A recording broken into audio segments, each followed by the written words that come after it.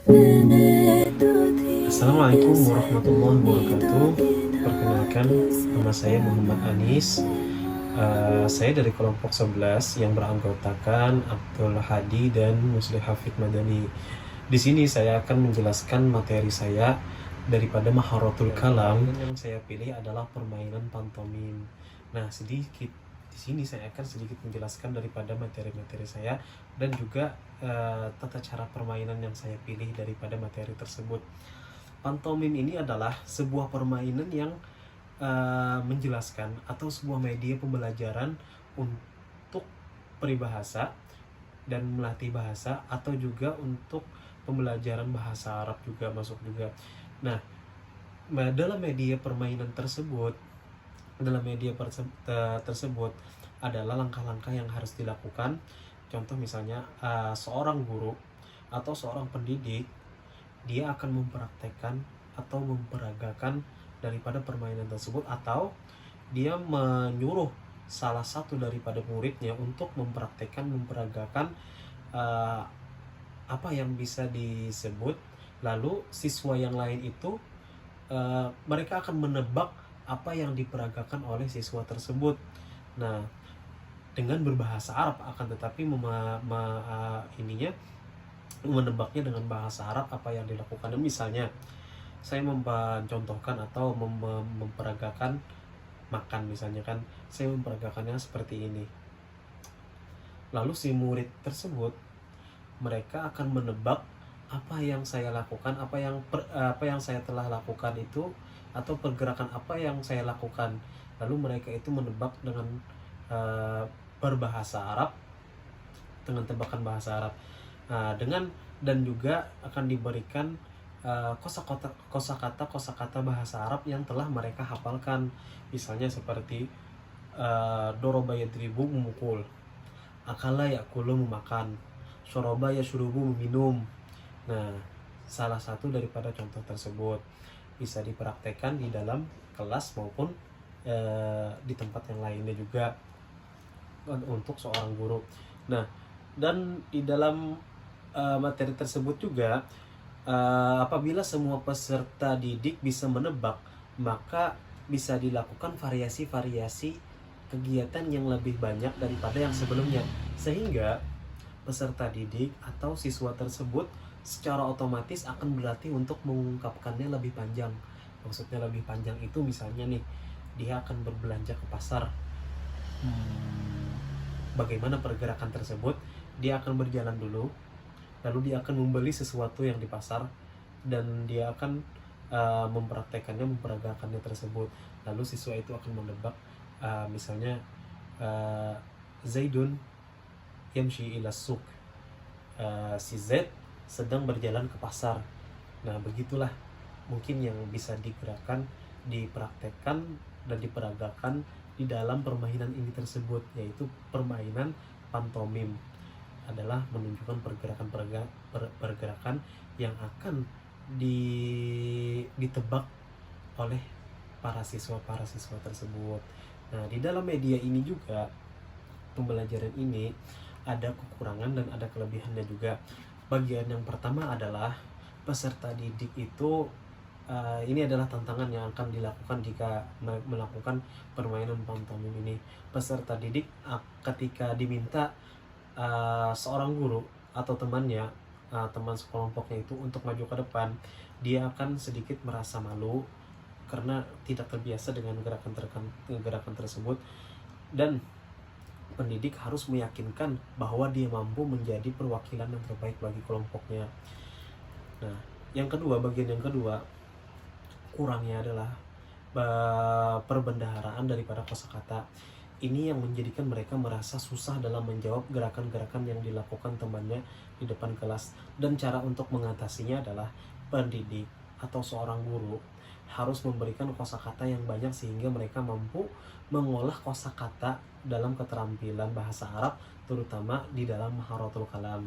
Misalnya nih, kita memberikan kosakata bahasa Arab kepada murid seperti doroba Zaidun Muhammadan, telah memukul Zaidun itu akan Muhammad.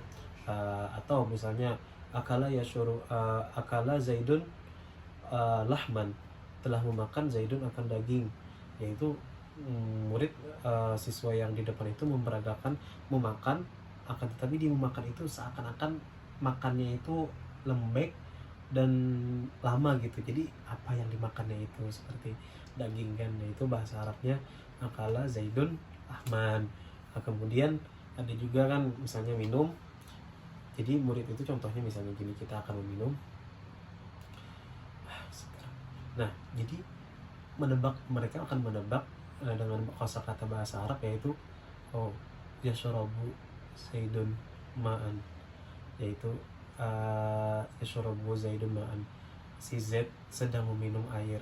Nah, begitulah kira-kira yang akan tapi guru juga akan memberikan kosakata yang sehingga murid itu bisa mengolahnya sendiri dan menghafalkannya.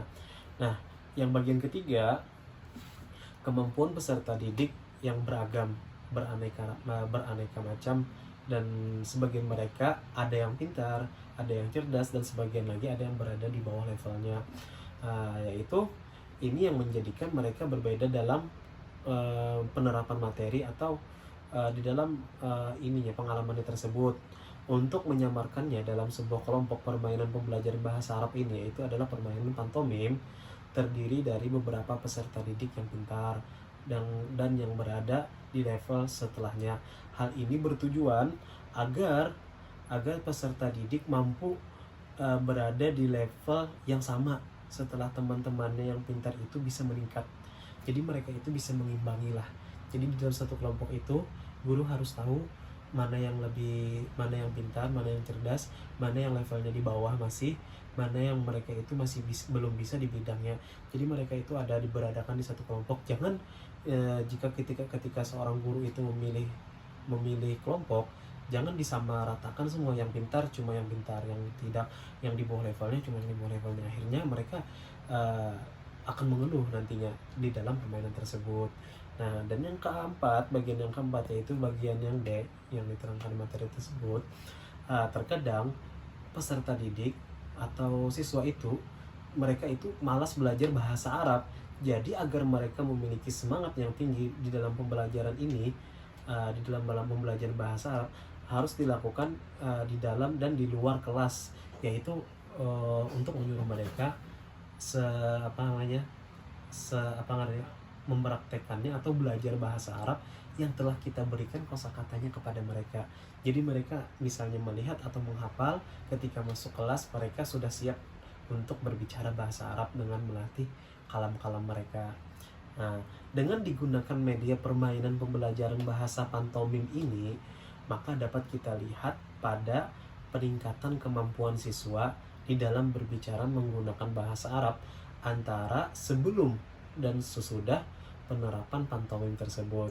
Jadi ketika kita memperagakan permainan tersebut kan, mereka itu akan juga berpikir, wah pergerakan apa ini yang dilakukannya, dan apa juga bahasa Arabnya yang akan diucapkan.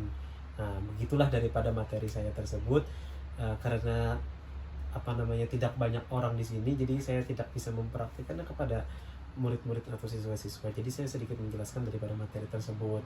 Nah, mungkin dari situ bisa menangkap apa yang saya jelaskan dan permainan apa yang akan dilakukan oleh pantomim tersebut ya. Dan kosakata bahasa Arab itu banyak banget, apalagi dengan kalimat-kalimat tertentu ya kan, bisa kita kasihkan kepada murid-murid, yaitu dengan contoh-contoh yang saya berikan tadi, yaitu akala yakulu aklan, syaraba yashrubu syarban, dorba yadribu dorban, masya yamshi masyan, berjalan ya kan. Habis itu ada lagi bahasa Arabnya hawala yuhawilu. Habis itu ada lagi bahasa Arabnya nadhara yang dulu, melihat pemandangan atau kita melihat habis itu ada lagi bahasa Arabnya. Pokoknya bahasa Arab itu ada luas, tinggal seorang guru itu memberikan kosakata yang gampang, yang mudah, dan yang sering digunakan di dalam kehidupan sehari-hari, agar murid itu mereka bisa cepat menghafalnya dan mempraktekannya juga di dalam maharatul kalam. Mungkin dari sini yang saya jelaskan. Mohon maaf apabila ada kekurangan, dan sisanya kelebihannya hanyalah milik Tuhan. Wabillahi taufiq wal hidayah, waridul hidayah. Assalamualaikum warahmatullahi wabarakatuh.